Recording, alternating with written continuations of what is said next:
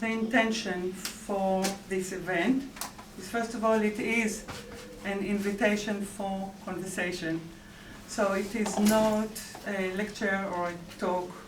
Actually, it's for all of us to focus on the text, but to see how it's connecting, if it's connecting with our practices, with what we're doing.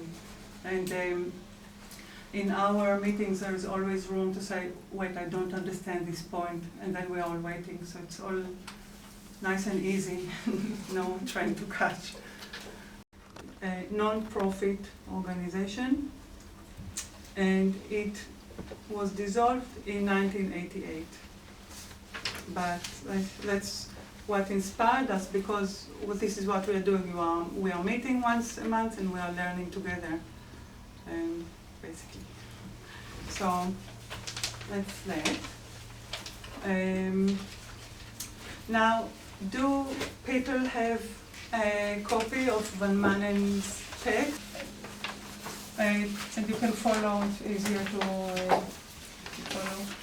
Just so we all kind of come together at the same moment. So, in his introduction, Van Manen makes two key points with regard to phenomenology. First, he tells us that phenomenology is a project of sober reflection on the lived experience of. By sober, he means that this reflection should be free from theoretical, prejudicial, and suppositional intoxications. In other words, a reflection that is as close as possible to the lived experience as life is happening now, or in Heidegger's term, in being. Second, the engine that drives phenomenology is a fascination with meaning, looking for the sources where meaning originates in the in-being, in the now. Van Manen is building on Heidegger's notion of in-being, suggesting that a phenomenology that is sensitive to the life world explores how our everyday involvements with our world are enriched by knowing as in-being. By this, he means a kind of knowing that emerges from looking at the relationship between thought and practice, where the body's materiality and senses take part in the process of knowing. And that knowing is directly connected with now. Phenomenology of practice is engaged with pragmatic and ethical concerns.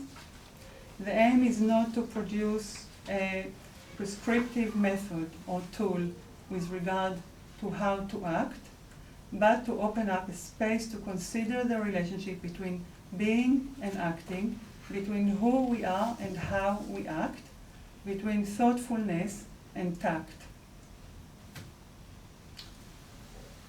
In looking at the relationship between theory and practice, Van Manen shows that initially the two concepts seem to be in opposition.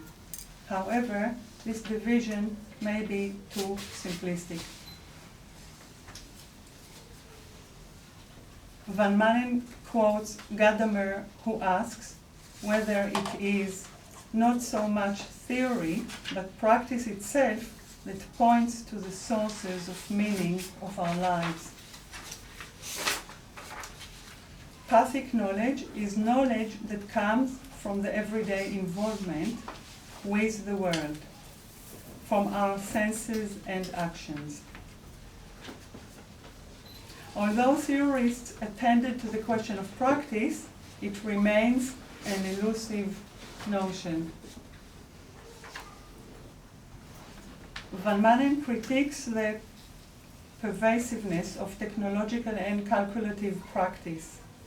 Technological rational thought in the Western world is dominating professions such as nursing, pedagogy, and psychology. Although there is more qualitative research, it too is becoming dominated by rational thought. So this last point is actually very central in the whole of his writing.